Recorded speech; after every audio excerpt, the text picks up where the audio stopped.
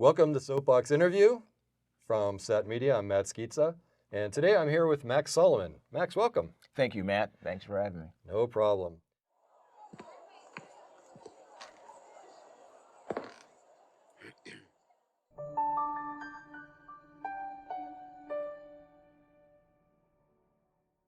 Could you tell us a little bit about yourself? And there's obviously some people out there that don't quite follow all the governor candidates yet. So tell us about yourself and why you decided to run for governor. Thank you, Matt. My name is Max Solomon, as you said. I live in Cook County, Hazel Crest to be precise. I am an attorney licensed in the state of Illinois and the state of Indiana, and I'm also an ordained minister. I teach college as an adjunct professor whenever I'm needed.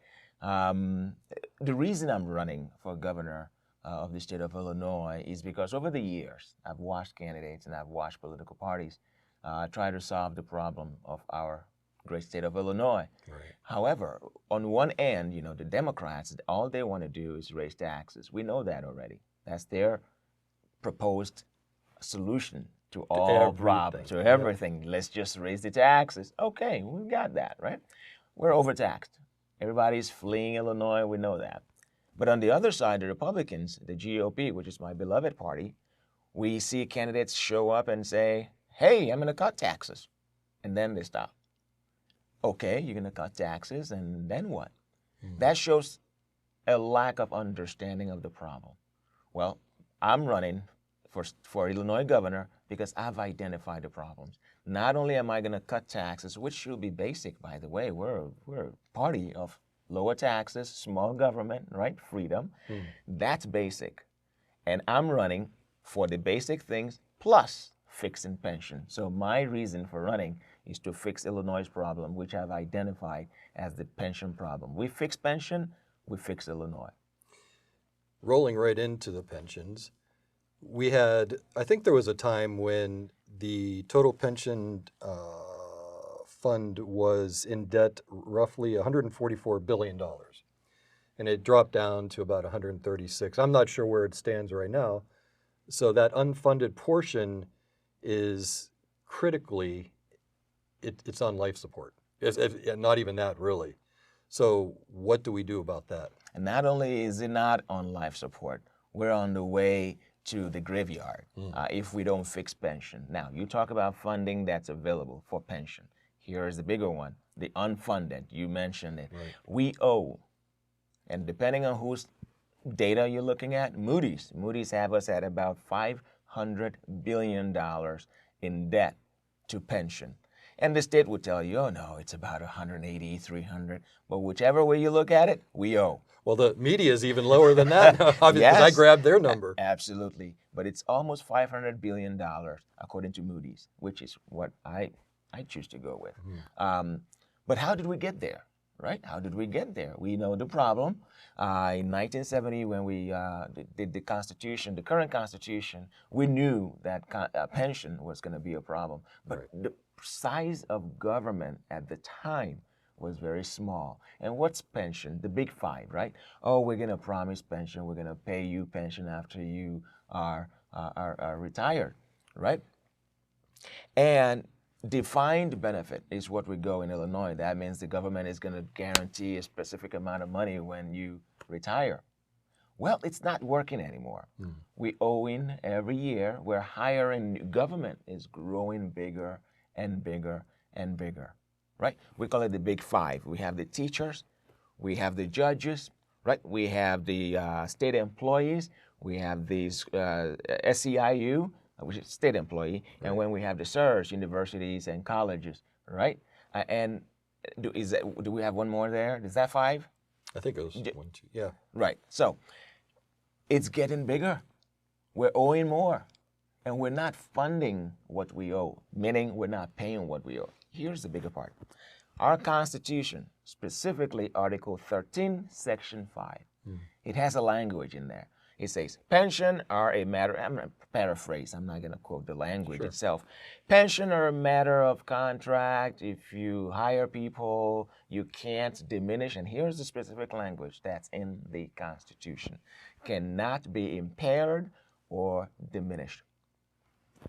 In 2015, 2014, 2015, right, when Rauner got in, he tried to fix pension. Hey, in good faith, the guy wanted to fix Illinois.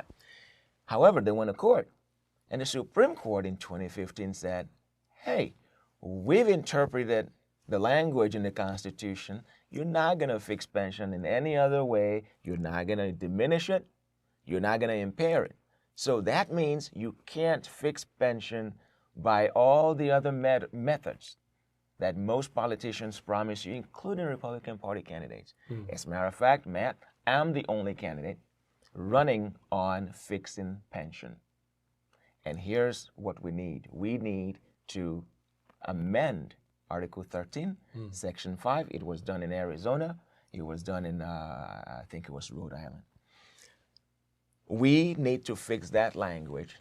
As a matter of fact, the Supreme Court threw us that little break. Yeah. Like, hey, look into this. The legislature can do it, but we know the legislature is not going to do that, right? Right. Because it's superpower Democrats, right? The Republican Party has for now. For now, exactly. But here's the thing.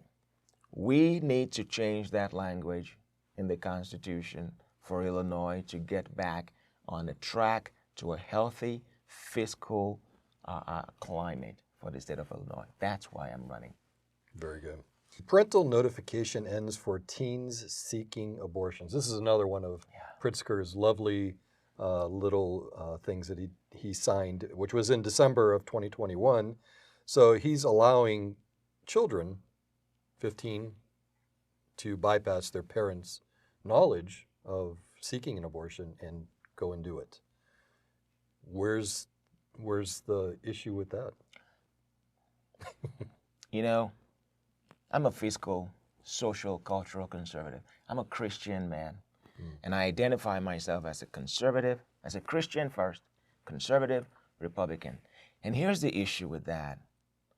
Let me come to you from my world, what motivates me, my frame of reference, how I view the world, right? As a Christian man, my frame of reference is in biblical principles. I do not apologize for that. I'm unapologetic about that. That's me. That's my faith. And when I hear policies, government policies attacking the family, right, whether overtly or covertly, when I hear policies attacking the kids, especially when it comes to a point in our society where we're saying our daughters, our 15, 14, 12, 13-year-old daughters can get an abortion without the parents either even knowing about it or consenting to it. That bothers me. That bothers me.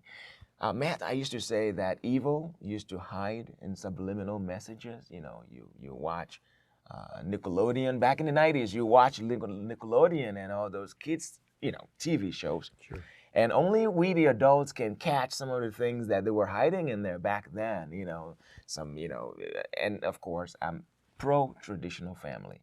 I'm pro the gender that God ascribed you at birth, right? I'm pro, if you're a boy, you're a boy. I don't want you in women's sports. I'm pro-life, right?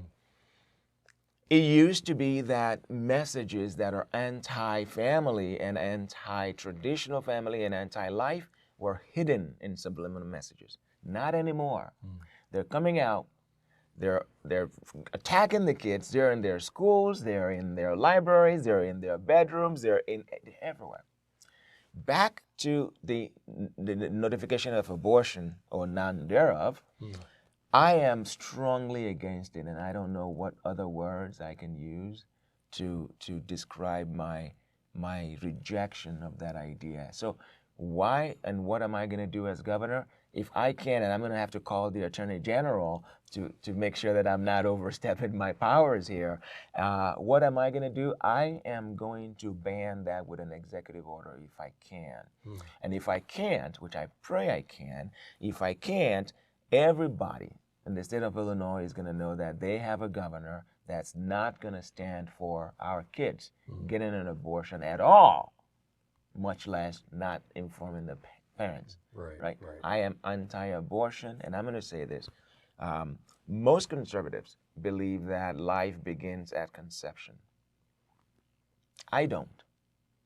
I actually think life begins before that, right? Because Jeremiah 1:5, and I don't mean to turn this into a church, right? It's okay. Jeremiah chapter 1 verse 5 says, before you were formed, I knew you. I ordered you, right? I ordained you. I chose you. And if you read the book of Judges chapter 13 about Samson, the great Samson, the powerful Samson, an angel, Gabriel, went to his mom and told him, hey, you're going to have a son. She wasn't even pregnant yet, right? He wasn't even conceived yet. That's Samson. Even our Lord Jesus Christ. The angel Gabriel went to Mary and said, hey, you're going to have a boy. His name is going to be. So you tell me that life begins conception? No, I take a step backwards. I say life begins when God ordered it and when God ordained it. And just because you feel that baby moving inside you doesn't mean that's where it starts. But anyway, I digress. To the point of parental notification, not only am I going to advocate for parents knowing everything about their kids in public schools, in private school, as a matter of policy, I am going to be against every form of abortion, and not a single dollar of the state's taxpayers' money is going to go towards abortion. So let's move in a little bit different of a direction. So that's probably, of course, the ultimate goal of what you want for a pro-life stance. Right. So there's probably some medium ground, in a sense, that a lot of states recently have now started adopting what we would term heartbeat laws. Thank God for Texas. Exactly, right? And so if you had some form of bill that came across your desk that was a heartbeat law, would that be something you would sign? Absolutely. I'll sign it in a heartbeat. There you go. Yes, absolutely. I'll support that. The whole conversation about when does life start, especially for the leftist, progressives, they're not asking when life starts because they honor life. They're asking when life begins so they can know if it's okay to kill life, right? The idea is not, or the argument is not, oh, life starts in 3 months, 2 months, conception, 2 weeks, 3 weeks. No. All those numbers that we're throwing around is just to figure out when we can kill that life, and it's okay to kill that life. Right. And then you have New York and Illinois saying, oh, you can kill that baby up until birth. That's horrible, right? But, going back to heartbeat laws, absolutely. In the face of what we have, that's a blessing to have. And was it, I think, Maryland that is trying, they're in debate of whether it's going to become a bill or not 23 weeks after birth. Imagine that.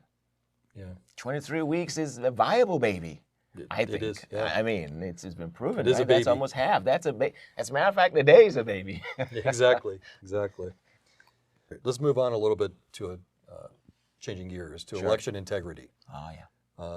A lot of some of the governors have supported it in a sense, and I want to find your stance on that. So, with the general impression from bipartisan polls that elections have been compromised in recent years across the country, what should be done in Illinois to solidify election integrity in our state? That's a very important subject matter. I actually come up with 5 approaches that my campaign have identified. And I'm just going to run through them really quickly. Sure.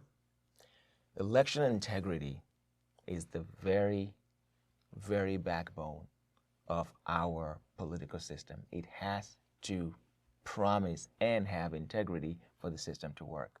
Now, I'm not going to go back to 2020 and tell you how, personally, I was watching TV and watching the returns. I have a lot of questions. Many people don't want to, exactly, many people don't want to agree that there was, now, whether it was fraudulent or not, I don't think they like that word anymore, but I think a question needs to be asked. Sure. Right?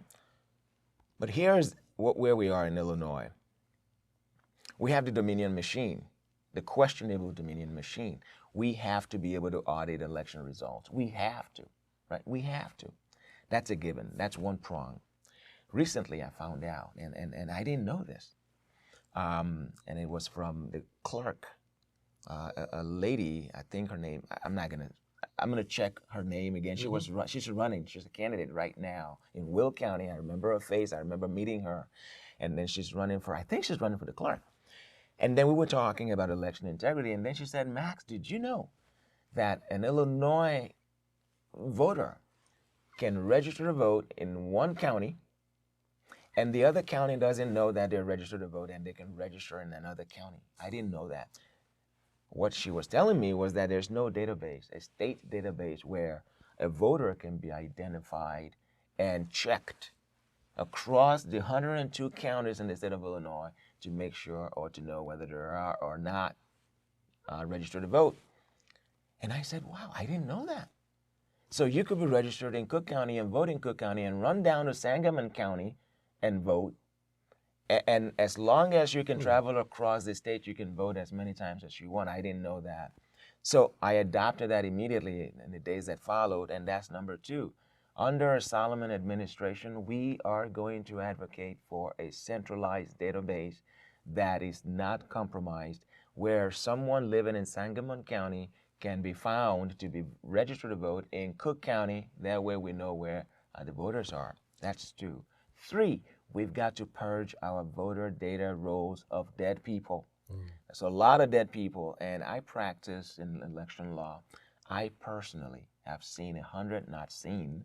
I've heard, and I've actually looked at evidence, which I found, of a 100-year-old man who was dead, showed up as someone who voted in early voting. This was about 3 cycles ago, right? I've seen that. We've got to purge our voter data rolls of dead people. That's 3. Number 2, automatic voter registration. We've got to get rid of that. Illinois has that, automatic voter registration. And here's why. I practice in immigration law, right? So I know immigration law. I know the process of going from a permanent resident or going from a resident of the United States to being a citizen of the United States. We all know that you can only vote if you're a citizen of the United States. It's illegal, actually, to vote if you're not a citizen of the United States. Well, I have a client. I'm not going to say much about my client because that's not what this is about. But here's what happened to that client. She got her green card, the famous green card. Yeah, the permanent with residency. The permanent residency. And the state of Illinois, in its wisdom, automatically registered her to vote. So she came to me and said, hey, I got a mail in the, one of those cards in the mail that the clerk sends to you around election time, asking you whether you want a mail vote or you want to, And she called me. She said, Attorney Solomon, I've gotten this card. It says I'm registered to vote. And I go, no, you're not. You just got your permanent residency. Lo and behold, I saw it with my own eyes. I checked with the county, and this was Cook County. I checked with Cook County, and there she was, registered to vote. Now, here's the danger to that, to my client. If she had voted, that would be a bar to citizenship because it would be a crime and a bar to becoming a citizen. So the state of Illinois is actually, in that wise, anti-immigrant because now you are setting the immigrants up to possibly not become a citizen, and then the Democrat Party claims that they are the party of immigrants.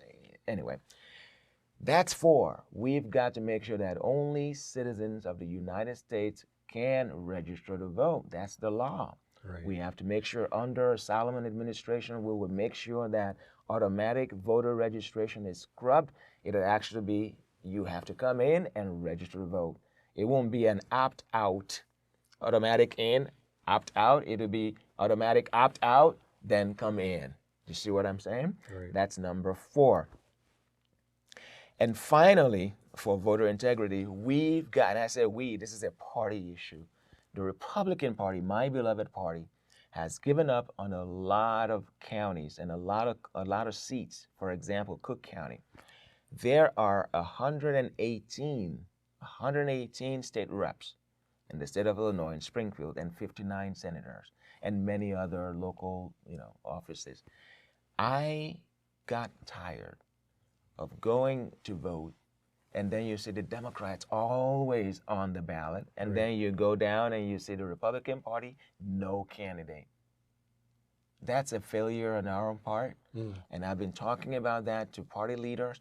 We've got to compete. We've got to step up and compete in all these ballots.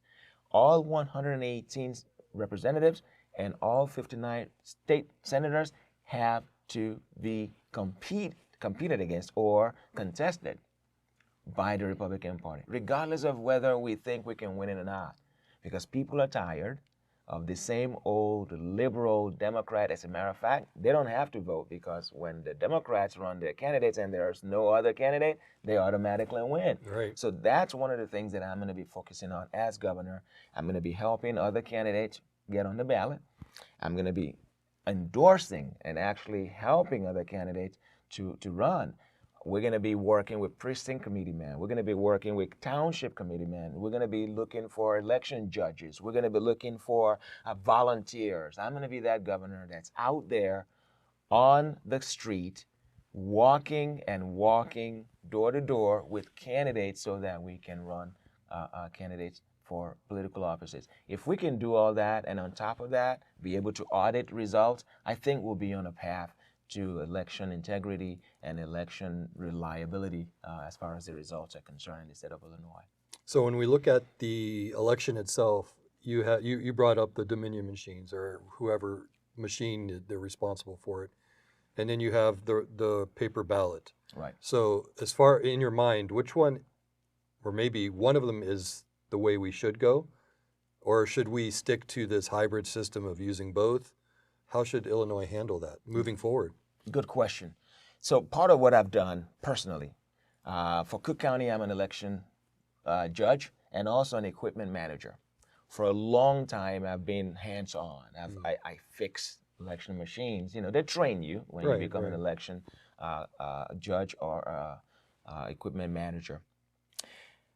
Personally, I prefer the paper ballot, because when you have that paper in your hand and you pick what you want to pick, and this is what you're doing, this is what you did, you walk it to the scanner and you scan it in there. Right. Even though it can be argued that that's another form of electronic intervention from paper.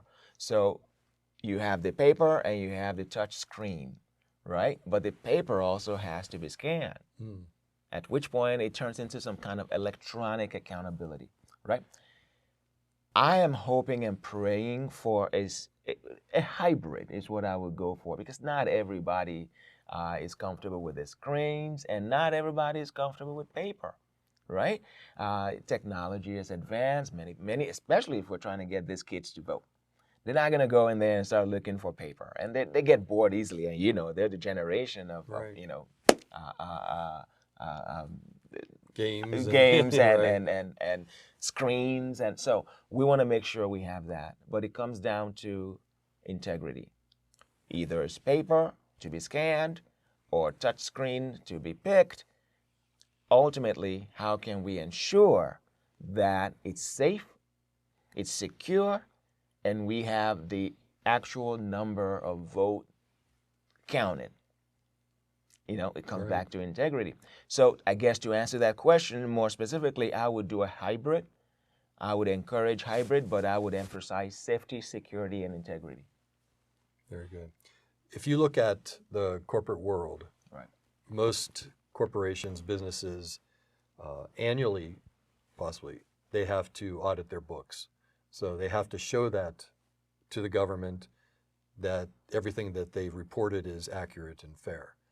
So when you look at probably our most precious institution in the United States, which is the electoral process, why is that not considered normal? Would you support an audit or even a forensic audit on an election-by-election basis? Absolutely.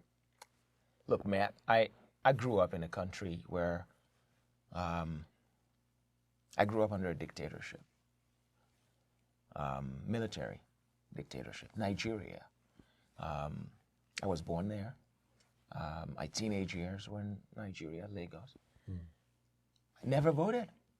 I never voted before I came to the United States. So growing up, the idea of people being able to vote and being able to pick their own leaders was not something, it seemed so foreign to me. I knew it was out there. Of course, I knew about America, and I knew about, the West. Well, wow, I want to go there. That's God's own country, right? They must be perfect, right? They do it right. There's never a chance for cheating, and their government are elected, democratically elected. But then I got to the United States, and then I began to see loopholes. And then I started practicing law, and I began to see how imperfect we are. And then 2020 happened, and I'm thinking, wait a minute. This reminds me of back home again, where, people vote, and a military general just shows up the next morning and say, hey, by the way, your votes? I don't like it. I'm going to be your president now. Right? It's problematic. Not in the United States, right? So for that reason, there's got to be accountability. We are the leaders of the world when it comes to proper ethics, morals, accountability, law and order, right? We lead the world in these things. 2020 was not a good representation of our democratic process. It was questionable. I wake up every morning still thinking, 81 million people? For a guy who campaigned from his basement? I have a problem with that. I have questions, maybe not problems. Hey, if he won, he won, right? Yeah. I have serious questions with that. Therefore, we've got to be able to go back. It's got to be part of the process. If the process is fair and with integrity, then we should not worry or be surprised or be unwilling to go back and check. As a matter of fact, that's what we're supposed to do as a society, so that we can make sure that we represent an actual election process that was fair, right? And without a compromise to its integrity. So yes, yes, and yes, there's got to be an accountability process. There's got to be an opportunity to go back and audit results. Not only results, voting, ballot, whether it's paper, whether it's scanned, whether it's touch screen, we've got to be able to go back and check. Right? Here's the biggest one for me personally. And I don't know, I've heard it, but I've heard it so many times. It's caused me to pause, and it's caused me to ask questions. How can there be more voters than registered voters in a specific county or precinct? That blows my mind. It doesn't. Now, that's what happens in Africa. Yeah. Where I came from. Votes show up. Military people show up. Not in America. Right. So we've got to be able to take care of that. So this question is also kind of tied to it. So you have a lot of people that run for office, Right. and they stay there for a long time. Right. A long, long time. Right. Should we be looking at, for local, state, federal positions, terms for everybody? Oh, absolutely. And I'll tell you this, Matt, not only am I telling you this or saying this, not only am I advocating for it, not only am I a strong proponent of term limits, I actually created one for my city. In the village of Hazel Crest, where I live in Cook County, and I'm thankful to God for that opportunity to be able to be the one to do that. I was chosen for a time as such as that. I've always wondered, how Madigan was my first, I came to the United States in 92. Madigan was there. And then 30 years later, he was still there. Still there. And I'm thinking, okay, this is America. Why? And then I started to teach. First of all, I went to school, got my bachelor's degree in political science, got my master's degree, and then went to law school. And then I teach political science, and I teach constitution at the federal and state level, right? And I'm thinking, America has the foundation, great foundation to be the best, which it is the best country in the world, but the actors have compromised the greatest foundation that our founding fathers worked so hard on.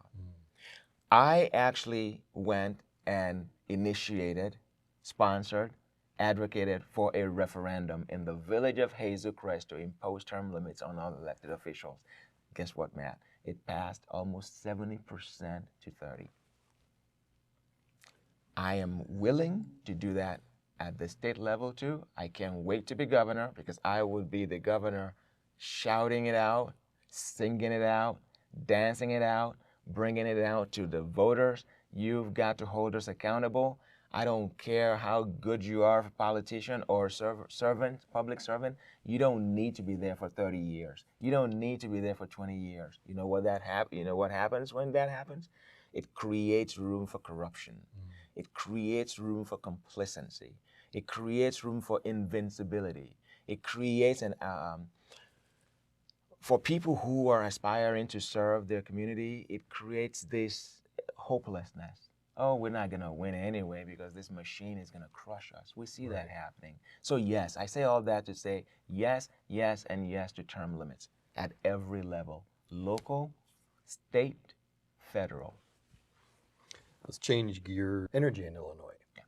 You know, obviously, with the Biden administration has been pushing their new green deal for some time now, and the state of Illinois has been very pliant in allowing that to gradually eke into our energy system per se. Is that something that we should be looking at positively, or should we be looking at something, for example, that President Trump was doing with the energy self-sufficiency that we had under fossil fuels? Absolutely. So let me start with this.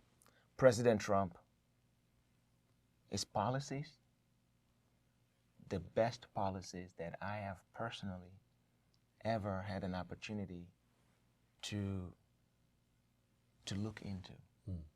You know, I look at people running for offices, and I'm a policy kind of guy. Issue policy, because remember, I teach. So I'm coming to my classrooms not as a Democrat or Republican or, you know, Sure. that's not what it is about.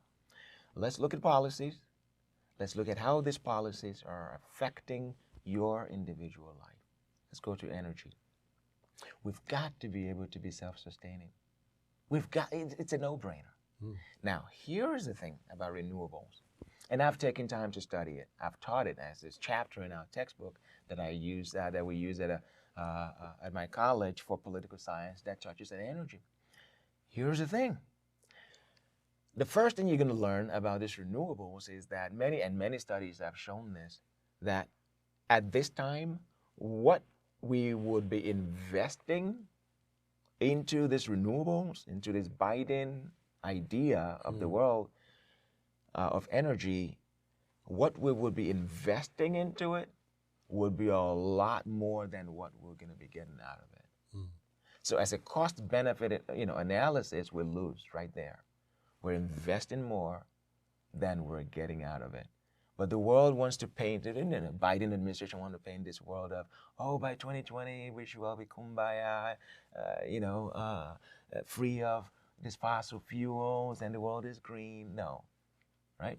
It's a world that exists only in their imagination. And the dangerous part of it is they're willing to use our taxpayer money to pursue this kind of world. In the state of Illinois, look, Illinois is the 5th state in the United States as far as energy consumption. We have farmlands all over the state of Illinois. Agriculture is one of the biggest consumers, not biggest, one of them, of energy. If we're talking about changing all that to renewables, you know how much money we're going to have to invest in renewables to be able to meet the energy demands of the agriculture industry? It's enormous, right? Over 60% of our power comes from nuclear energy, right? We have coal in the state of Illinois. We have resources that have not even been tapped, right? And you can fact check me on this. We only constitute 7% of the coal production in the United States, and we do have coal, I think, behind Montana, the state of Montana.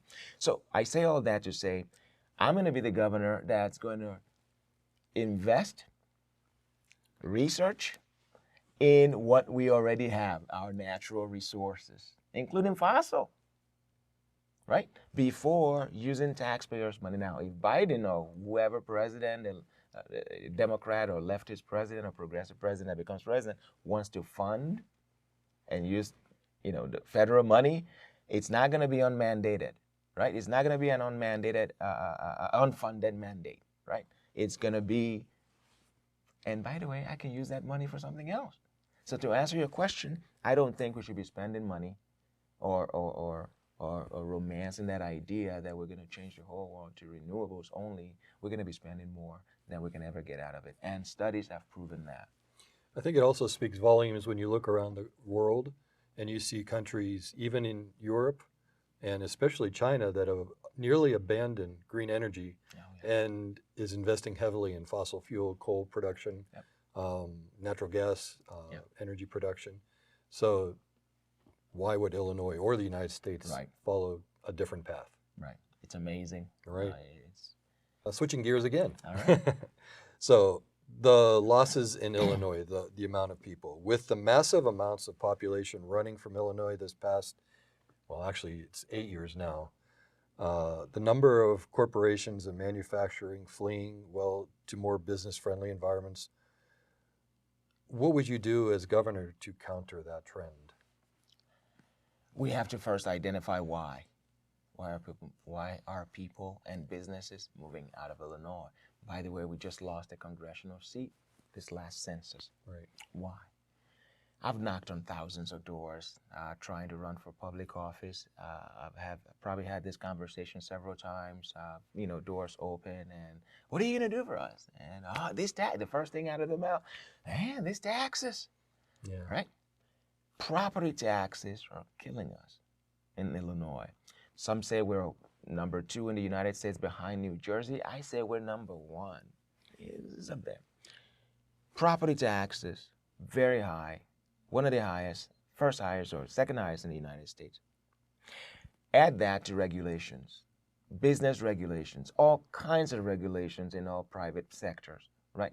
Government just wants to get involved in the lives of every individual and every business. Well, that's where we're going to start, right? Deregulation of businesses. Allow business to flourish again in the state of Illinois, right? We're going to make sure that, and by the way, the reason why our taxes are so high is because we've got this big economic gas guzzler called pension, that we have to fund, that we have to feed, this monster that keeps growing, and we're not able to fix it without fixing our Constitution, right? You see how it links together. We're going to fix pension. 30% of our budget, of our annual budget, goes towards funding pension, and it's not even fully funded, right? So if we identify the reason why taxes are going up and why the Democrats, by the way, remember when J.B. Pritzker, about 2 years ago, was it, when he funded a referendum with $60 million of his own money, asking you and I if we want to raise our taxes? It's the rudest thing any politician has ever done. That's ego, true ego. Exactly. And thank God that thing failed miserably. The people of Illinois rejected it, and it was a resounding no. Well, the GOP has to be able to come up with an alternative, right? And that's part of why I'm running. I'm running to be that governor from the GOP. By the way, we have a reputation the GOP has, especially in Cook County. All they want to do is cut social programs. All they want to do is cut spending for the public because they hate black people. They hate poor people. They are racist. Those are the things that has been said about the Republican Party, right? But those things are not true, right? I can say that, right? And I'm running to show the people that no, that's not true at all. But not only should we say it's not true, we have to run candidates like myself who are going to identify the problem and let the people of Illinois know that we're not cutting those social programs. That's not the gas guzzler, right? Our taxes are going up because of this pension thing that we have to feed. That's why your property taxes are high. And by the way, we're going to talk about education. Why are we depending on tax property taxes to fund education. Article 10 of our Constitution says fund education, finance education. It doesn't say on the backs of property owners. I digress. But here's the thing. In the state of Illinois, here's what I'm going to do as governor. I'm going to make sure that we get a handle on our spending. We do not have a revenue problem. We have a spending problem. I'm going to get a handle on our spending vis-a-vis fixed pension, and then I'm going to deregulate. I'm going to get government's hands and eyes and nose out of business. Let the private sector do what the private sector do. Let the market do what the market does. Let laissez-faire economics flourish again in the state of Illinois. We are a capitalist nation. We're not communist. Government don't own the means of production, right? We let the private sector, we let the market determine, right? And that's the beauty of America. If America falls, the whole world falls. Many people are coming to America because of the promise that it gives. And we cannot just watch that escape our hands, erode from our consciousness. We cannot do that. And as governor, I'm going to make sure that we deregulate, we reduce taxes, but not only reduce taxes, we're going to fix the reason why taxes are high. That way, taxes are going to be automatically reduced, corporate and individual. In the state of Illinois, there is no right to work law. The union security clauses should still be intact. However, the contractual exceptions, with many manufacturers looking at states with a formal right to work legislation, would you support such action or not? I believe in right to work. Let's just start there. However, again, we've allowed the Republican Party to be painted into this anti-union party. Right. We're not anti-union, right? And I had an interview when I ran for state senator. They were talking about unions, and I immediately said, are we talking private unions or public sector unions? And then the interviewer said, oh, it's up to you. You just tell us. And I had to let that interviewer know. There's a big difference. There's a big difference. And I remember schooling, or I don't want to use the word schooling, but I had to teach. It was a teaching moment for me. I'm a member of Screen Actors Guild. I'm an actor. I'm a member of a private union. Right. I chose to do that, right? That's my choice. But when we're talking about government employees, when we're talking about the public sector, right? I understand the need for union for bargaining, reasons. You can, and it's part of what we as GOP, as Republicans, believe in: freedom. We believe in the Constitution, freedom of speech, freedom to associate, freedom to come together for a cause. If that's what you want to do, that's what you should do. So if you want to come together as a union and bargain, fine. But here's the thing, and I'm glad that the Supreme Court in Janus, I think it was 2018, in the case that the Supreme Court ruled on, Illinois case, Janus, said you can't force people to pay into a union just because they are being covered under your union bargain, right? Right to work is where I stand on that. Let it be my right, my freedom, my choice to join a union or not. And if I choose, it reminds me of the vax mandate. If I choose not to be vaxxed, I shouldn't lose my job for that, right? When you threaten livelihood, right? When you threaten livelihood or say you have to comply with this, otherwise you lose your livelihood, then we're going into the communist direction. We have a free world in the United States. I'm not anti-union. As a matter of fact, I can wait as governor to bargain with the unions. You know why? Because when we talk about pension, they already have a leg up on us. Here's the thing. The Supreme Court, Illinois Supreme Court ruling in 2015 about pension secures pension for who have already vested. Those whose pension have already vested, we can't touch it. So we're going forward. That's my plan, to move forward. I can't take anybody's pension. The Supreme Court already handled that. I'm not going to stop anybody's pension. That's not why I'm running, right?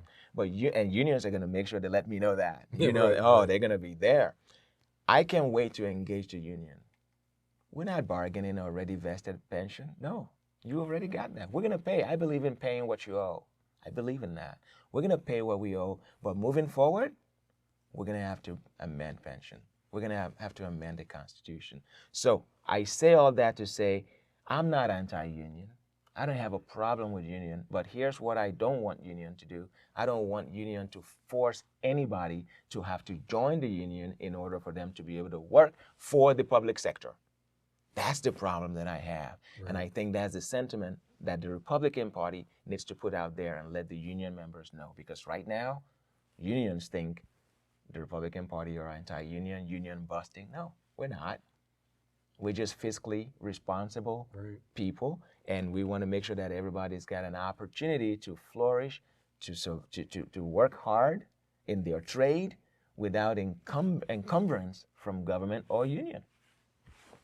So, and this is a nice little segue you developed for me here. November 2022, the midterm elections coming up. The people of the state of Illinois will be voting on an amendment to the Constitution that will permanently ban any right-to-work legislation. Those states with right-to-work legislation fare better economically than those who don't. Would you support, and it's broken down into two House resolutions. We'll not cover that right now. But would you support that referendum that people are going to be proposed with here shortly? You're talking about Amendment 1, right? Vote no. Where's my camera? So I can tell the people, vote no. We've got to vote no, no, and no. It's a disaster of a referendum. You know, thank God we live in the United States where they can ask us. At least they can ask us, right? In many countries, it's just impose that on you. Thank God for the state of Illinois, we still have voting rights, and we've got to protect that. Amendment 1 must be defeated, just like Pritzker's tax increase thingy 2 years ago. We've got to defeat it. No. Again, my position is every individual must have a right to work without being forced to join the union or pay into the union, even if they're covered by some union benefits, right? It's a choice, especially, and I say this again, qualifiedly, again, especially in public sector. Government is not supposed to be the employer of the whole state, right? I believe in small government, right? I believe in responsible government. I don't want government to be the corporation. I don't want government to be Nike or Coca-Cola or Amazon. Those are private sector kind of big enterprises and then big corporations. Government is a small, consented to by the governed, and responsible, accountable, fiscally, economically, and give the people their freedoms. That's the core that I subscribe to. So Amendment 1 must be defeated. Let me go on the record again. And please let this be clear and loud. Vote no. And you're going to hear it from me. When we win the primary, that's going to be the next thing we're going to be campaigning about, because many people don't know that it's going to be on the referendum in November 20, just in a few months, right? We've got to do a better job and let the people know the vote on November regarding that referendum is no. If we lose that vote, unions are going to be forever powerful. And they're going to be protected constitutionally. That's not good. The Healthcare Right of Conscience Act. So November 2021, J.B. Pritzker basically bypasses the Constitution and institutes doesn't give the people the right to choose their own health care, in a sense, or determine their own health care. Where's the issue with that? It won't be JB if he didn't do that, right? This is JB Pritzker we're talking about. This is King JB, right? It was supposed to be 30 days, stay at home, which I had a big problem with when it happened in March of 2020. And then 2.5 years later, we're still dealing with stay at home, mask up, get vaxxed, 1 shot, two shots, go sleep, don't wake up, DNA, RNA. That's what JB's legacy is going to be. Right. The governor that ruled unilaterally without any input from the legislature. And by the way, the legislature allowed him, they aided and abetted him, which is, of course, full of Democrats. And goes back to why we need to run responsible conservatives who understand the problem, right? Not the boilerplate. Oh, we're going to cut taxes. Oh, we're going to make sure. No, we need candidates of the Republican Party that people can actually trust and people can actually relate with and make sure that they understand the problem. I am against it, obviously. I'm not going to do that. I'm not going to support that. I didn't support it when it did it. I'm not going to support it when it did it as governor. I'm not going to do that. The legislature has its own place in governance. The executive has its own place in governance. The judicial or the judiciary has its own place in government. Any governor who doesn't understand that is a dictator, right? Which, of course, we know that's the direction JB goes. So no, I am not going to support that. I've never supported it. The legislature needs to act. And worst case scenario, if the legislature does something that I find, that I don't support, that's where the veto comes in. And I'll be more than happy to use that pen, especially for the first 2 years.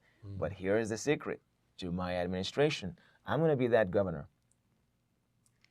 We get sworn in. I get sworn in January 2023 as the next governor of the state of Illinois. On day one, I'm already preparing for the midterm election in 2024, right? And I'm going to make sure, like I said earlier, I'm going to make sure that we run Republican candidates in all of the legislative seats, senators, and representatives.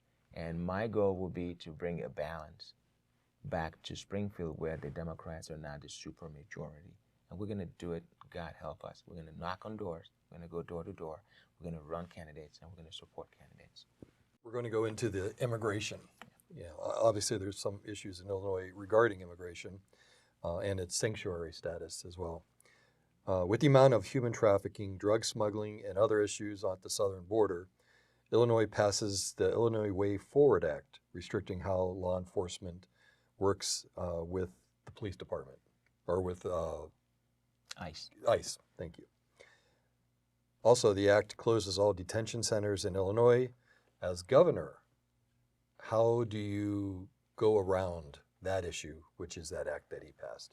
Well, there will be no going around. There will be law and order in the state of Illinois, including enforcing federal law and state laws. Here's the thing. I'm an immigrant. I'm going to be the first immigrant Illinois governor. I get immigration. I understand immigration. And believe me when I say, because I know I'm saying it from my personal experiences, and I represent millions of other legal immigrants in the state of Illinois, when we say we do not support illegal immigration. We don't. Just because we're immigrants doesn't mean that we support illegal immigration or we look the other way when it comes to enforcing immigration law. Under a Solomon Latasha Fields administration, we're gonna make sure that Illinois is not a sanctuary state. We're not gonna be that. We're gonna cooperate with ICE. We're gonna cooperate with federal agencies. We're gonna make sure that no law is neglected or ignored. Immigration is a very, very interesting area, especially when it comes to federal and state relationship when it comes to immigration, right? Illinois is going to be a law-abiding state under Solomon administration. At the same time, we are going to make sure that illegal immigration is discouraged and legal immigration is welcomed and embraced. And that's what we represent as Americans. Look, immigrants come over to America, which is why I came. We come over to America because we know that there's a better chance there. Economic security, our livelihoods are more secured. I can tell you, living in Nigeria, not being able to make future plans because you never know what's going to happen tomorrow, right? You never know what military guy is going to show up and take your business away. America provides that security, freedom, and immigrants come for that. But if we become a nation that doesn't enforce immigration laws, and we have an open border, 700 miles of open border, and anybody can just come in, then we cease to be the reason why immigrants are coming in the first place. Do you see that? Yes. You know, we lose that hope that we represent in the world where people can do better. And everybody deserves a shot, but here's what you need to do. You need to get in line, do it the legal way, which I did. Do it the legal way, get in line, go through the process, come in here, and I'll tell you what, I remember the day that I became a citizen of the United States. It was the best day of my life. It was a dream come true. It was a day that I felt accomplished. It hurts me when I see other people trying to go around those laws or those steps, and then they're in here causing, especially the criminals, and of course, you mentioned it, illegal drug trafficking, human trafficking, and gangs and all that, and the southern border. We need to get a handle of that. I promise you, as governor, Illinois will not be a sanctuary state, and Illinois would actually be the state that enforces immigration law by an immigrant governor. There you go. Education. You had talked before about property taxes, and Illinois has one of the highest property taxes in America. It also has an education distribution percentage near the top as well. As a result of this investment, Illinois schools rank near the bottom in skills testing and in college entrance testing. What can be done to fix this very little return on investment? First of all, we have to get the parents back in the decision-making of their children's education. I support school choices without government mandates or intervention or money. And Latasha, my running mate, is a powerhouse in that. Her heart, her soul is in education, in the protection of this kid's future. It's a blessing to have her on my team, right? But here are the fundamentals of education. We want to make sure that the parents are given back the power, the authority to determine the course and type of education that their kids get. I support school choice, right? I support homeschool. We want to make sure that we change funding, for example. If we're able to save on pension, again, it comes back to pension. If we're able to save on pension, right, and invest in education, property taxes gets relief. And here's another thing that I don't believe in. I don't think that any child's education or future in education should depend on the zip code that they live in, right? We have school codes, we have school boards based on zip codes. We have school that are better than the others based on the property values of the areas that they're situated. That shouldn't be. That's actually an injustice to these kids, right? And Article 10 of our Constitution guarantees that specifies that we as Illinoisans should finance education from K to 12 and even up to college, a 2-year college if we choose to. Here's what I want to do as governor. I want to make sure that school boards and school districts are consolidated. That's the first thing. There are about 853 school boards or school districts in the state of Illinois. 853. Think about that. We have 102 counties, 853 school boards or school districts. We need to consolidate. We need to wean school finances or school funding off of property taxes, right? And we need to give parents back the choice to either homeschool their kids, private school their kids, or send their schools to public schools if they choose to. And we have to make sure that public schools are free from CRTs and sexualization of the kids. And that's what the administration of Solomon feels will be about. Even though schools are not reaching even average standards in the state of Illinois, they're pushing through radical progressive policies such as 1619 Project, inclusive of critical race theory, early sexualization of children, and gender misrepresentation narratives. How can the governor help reverse that? Absolutely. That's a subject area that I've looked into. Again, it offends my family values. It offends my sense of what's normal, what's right, what's natural, what's godly. Again, I give no apology for being the Christian man that I am. That's me. And if I get voting as governor, that's who you're going to get. A man who is instructed in decision making by the frame of reference that I subscribe to, which is principles of Bible, principles of Christianity. I don't think that CRT, the idea that your future is determined, is already spoken for based on the color of your skin. That does something to anyone's psyche. The sexualization of these kids, the curriculum that we force on these kids, we've got to change all that, right? As governor, on day one, I am going to ban CRT and sexualization, they call it CSE, comprehensive sexual education, whatever it's called. We're going to ban that on day one. We're going to ban that. Illinois would have no room, no place for that. Boys are not going to compete in girls' sports. Girls are not going to compete in boys' sports. Here's another one that I heard of that JB and the Democrats have talked about. They want to make that in Illinois, a transgender can go back and change their sex on their birth certificate.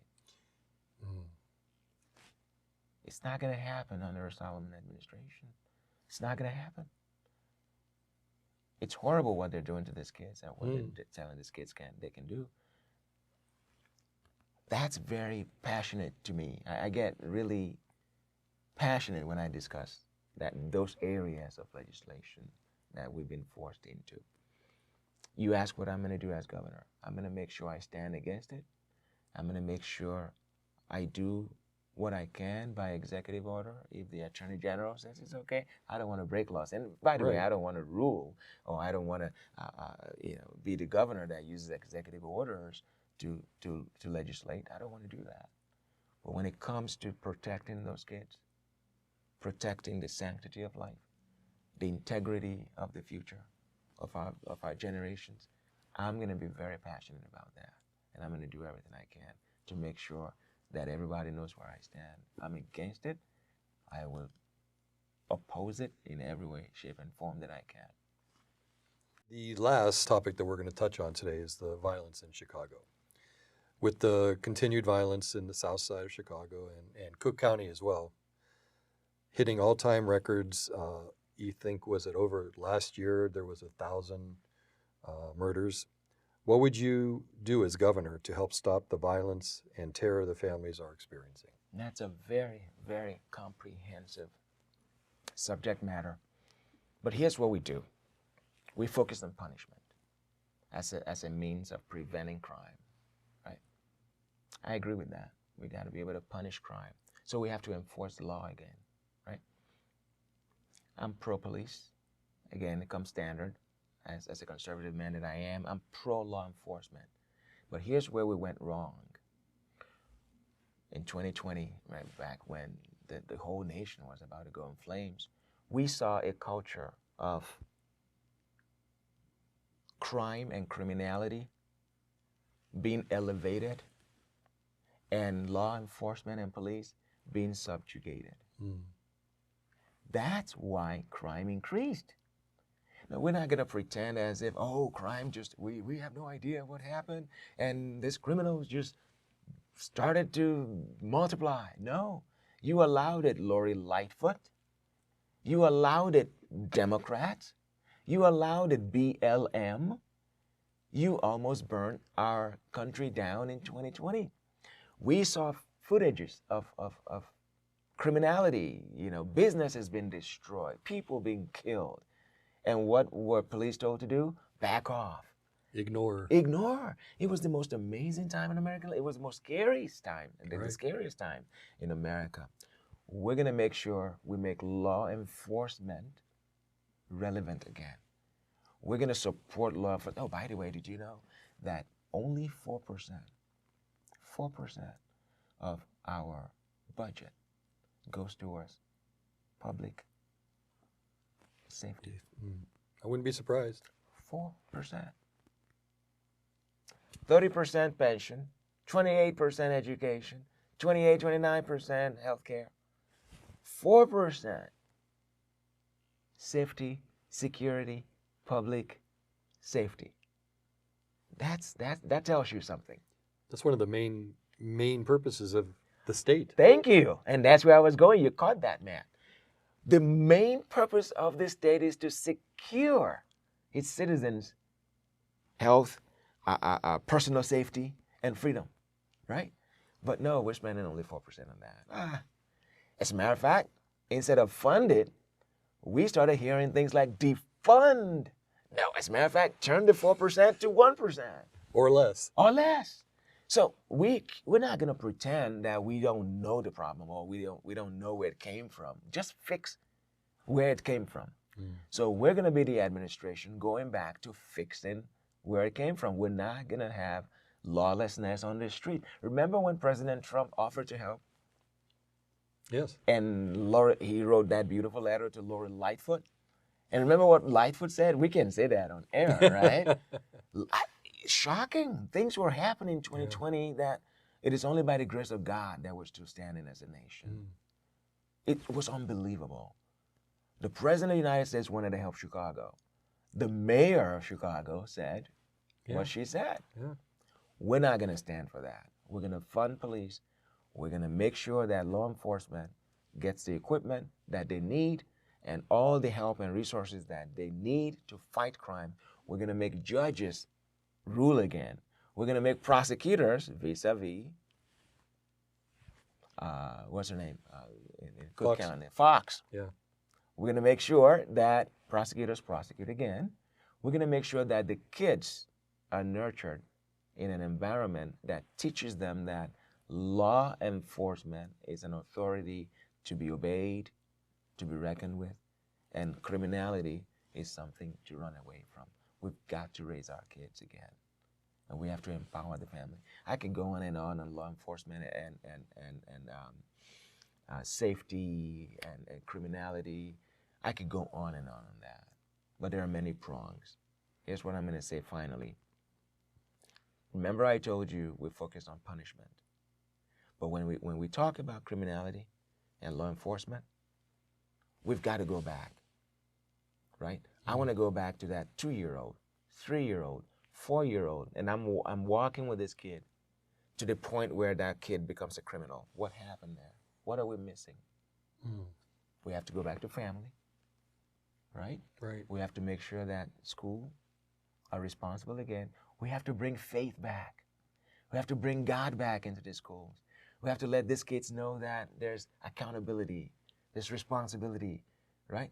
Every social scientist will tell you that it takes a kid nurturing and nature to becoming the potential or to achieving the potential that they have, right? And I go on. But by the time we get to criminality, that kid's already lost. Now we want to punish. My administration is going to be focused on prevention, holding accountable if they do go the criminal route, and rehabilitation, right? Because here's what else we do.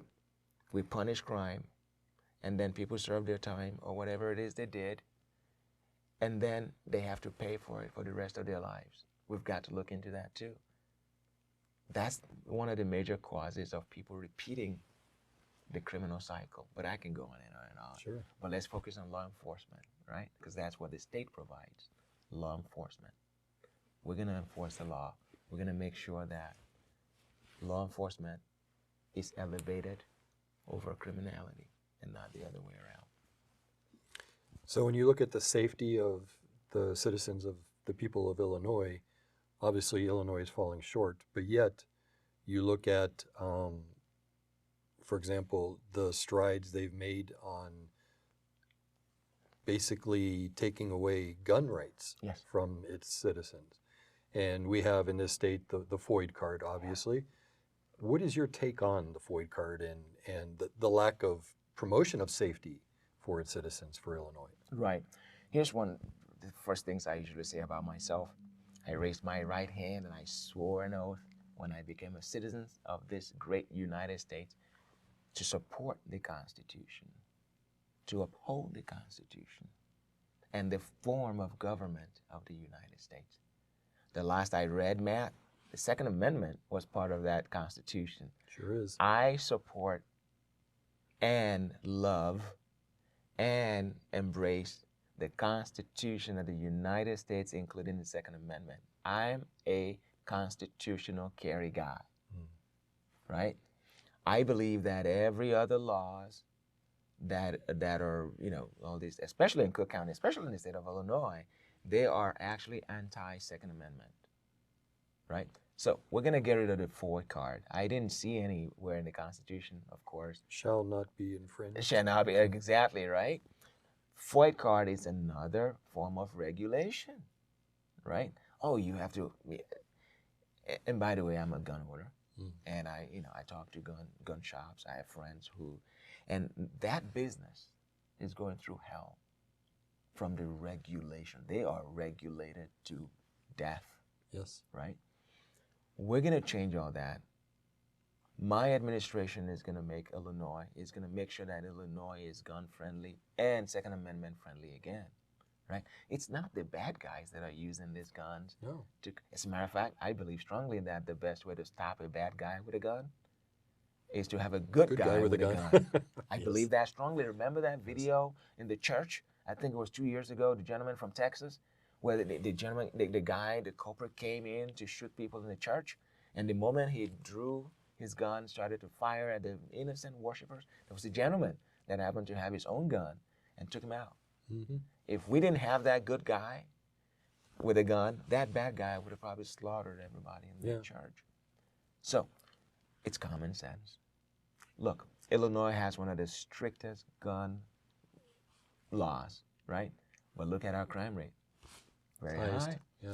And the states surrounding us that have one of, the least restrictive gun laws, they're not doing as bad in crime as we are. Deterrent factor, maybe? I think yes, right? So, FOID card, concealed carry, permit, I believe in constitutional carry and every right of a citizen of the United States to bear our Second Amendment.